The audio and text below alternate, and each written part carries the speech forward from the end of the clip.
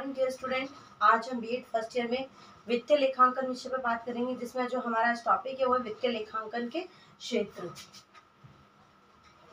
वित्तीय लेखांकन के क्षेत्र यानी जो हमारा वित्तीय लेखांकन है इसके क्या क्षेत्र है, इसको किन किन क्षेत्रों में वर्गीकृत किया गया है, कहाँ का इस क्षेत्र की आवश्यकता पड़ती है। तो उसमें सबसे पहला जो है हमारा व्यापारिक क्षेत्र। व्यापारिक क्षेत्र।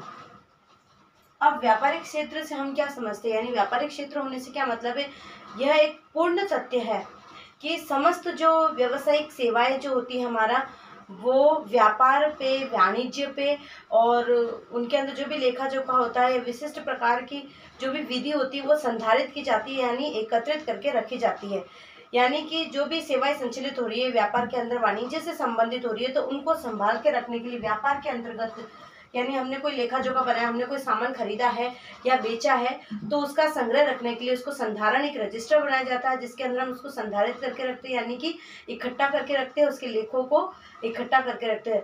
तो उससे क्या होता है कि जो समय समय पर जो भी हमें हिसाब किताब चाहिए होता है, जैसे व्यापारी होता है, एक व्यापारी अपनी दुकान पे सामान रखता है तो सामान का क्रय विक्रय उसको करना होता है, तो क्रय विक्रय के अंतर्गत एक रजिस्टर मेंटेन करेगा, जिसके अंतर्गत वो अपना सारा ब्यौरा रखेगा, ब्यौरेवार रखेगा, यानी कि जो भी क्या सामान दिया है, कितने का दिया है।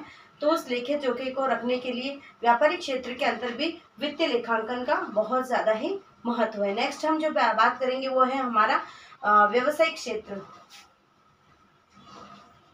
दूसरा हमारा व्यवसायिक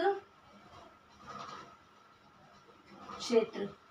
अब व्यवसायिक क्षेत्र में किस प्रकार से, व्यवसायिक क्षेत्र में इसका क्या उपयोग है, जैसे कि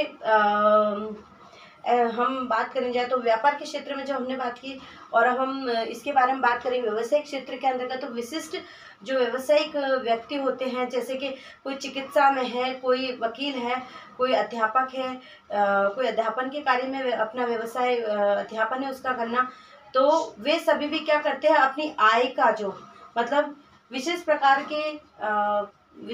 के हम व्यक्तियों की बात करें जिनका व्यवसाय हो, टीचिंग से संबंधित हो, वकालत हो, या एक व्यापारी हो। व्यवसाय के रूप में हम बात करें तो व्यवसाय में टीचिंग दिया जाता है, आपका वकील आ जाता है, कोई डॉक्टर है, कोई जो मतलब इस प्रकार के जो पेशे होते हैं, तो उन्हें भी अपनी आय और व्यय का एक लेखा जोखा रखना होता है। तो इस लेखा जोखा रखने के लिए भी हमें वित्तीय लेखांकन की आवश्यकता होती है। यानी इसका क्षेत्र सिर्फ सीमित नहीं है, सिर्फ व्यापारियों से संबंधित नहीं है, व्यवसायिक क्षेत्र में भी इसका बहुत महत्व है, क्योंकि जो हमें लेखा जोखा बना के रखना होता है, उस लेखा जोखा की जानकारी हमें वित्तीय लेखांकन से ही प्राप्त होती है। नेक्स्ट हम जो बात करेंगे वो है हमारा सामाजिक क्षेत्र।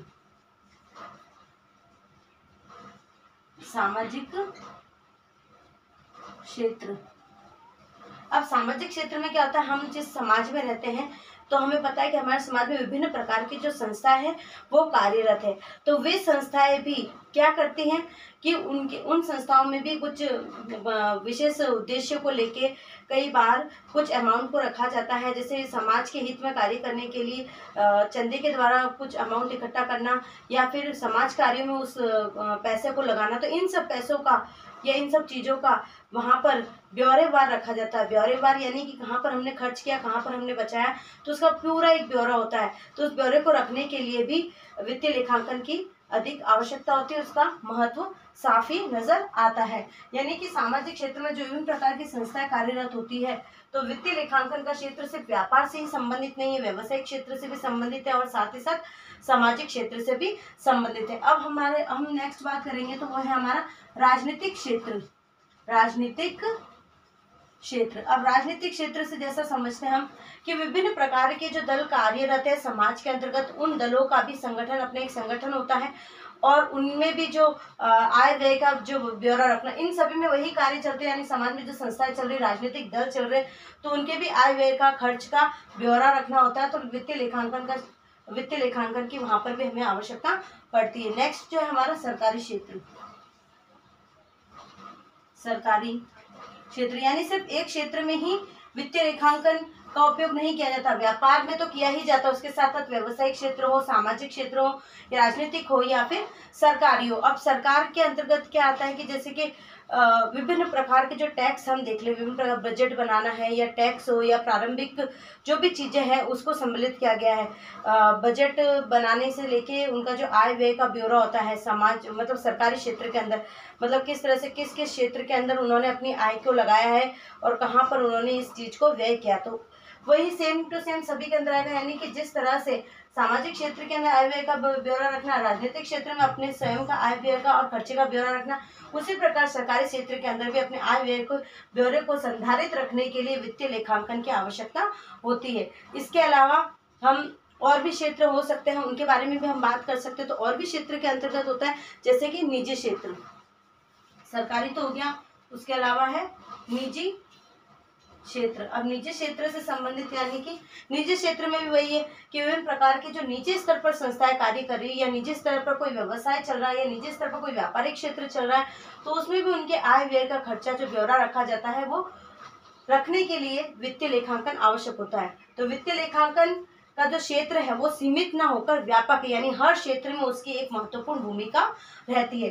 जैसे व्यापारिक क्षेत्र के बारे में बताया, तो व्यापारिक क्षेत्र के अंदर है कि डेली एक दुकान वाला है वो अपना व्यापार कर रहा है, तो उसका जो खर्चा हो रहा है वो क्रय कर रहा है, विक्रय कर रहा है, तो उसको संधारित करने के लिए संधारित करके वो रखता है, जिससे कि क्या होता है, गबन जैसी चीजें हो रही है या घोटाला होता है, उन सब चीजों से बचा जा सकता है और अशुद्धियों को दूर रखा जा सकता है इसके माध्यम से। अब व्यवसायिक क्षेत्र की बात करें तो चिकित्सा है, अध्यापन है या पुलिस है या जो भी जिस प्रकार का भी या दूध बेचने वाला हम व्यवसाय की बात करें तो वे भी अपने आय व्यय का, यानी कितनी इस मंथ की कितनी आय कितनी कटौती हुई, उन सबका वो ब्यौरा रखता है, जिससे कि उसे पता लग जाता है कि मेरा खर्चा कहाँ पर कितना हुआ है। तो उसके लिए भी हमें वित्तीय लेखांकन की आवश्यकता पड़ती है।